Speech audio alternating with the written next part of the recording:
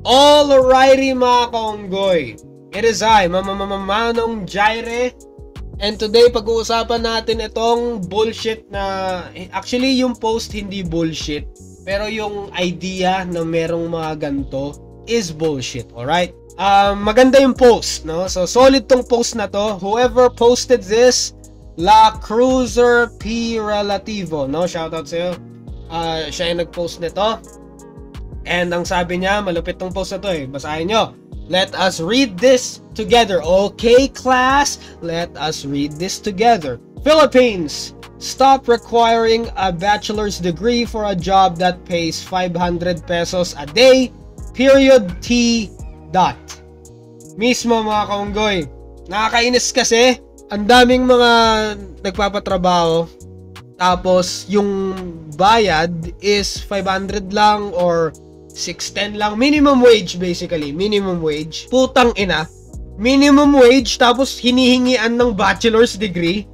And what the fuck? Ang baba ng sweldo tapos bachelor's degree na tao ang hanap? Fuck you, man. Go fuck yourself, right? Bachelor's degree ang puta.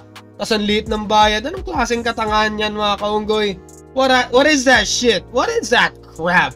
Get the fuck out of here, that shit. Shoutout sa mga kumpanya dyan, ha? Yung mga kumpanya dyan na humihingi ng bachelor's degree para sa trabaho nyo, tapos yung trabaho nyo, napakababa ng sweldo. Ang baba ng sweldo nyo, tapos bachelor's degree ang hanap. Go fuck yourself, man. Get the fuck out of here. Shut the fuck up. Take that job offer and shove it up your ass. For real, mga kaunggoy.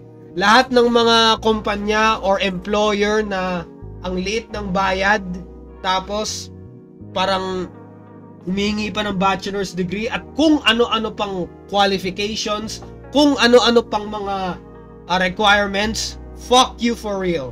Fuck you.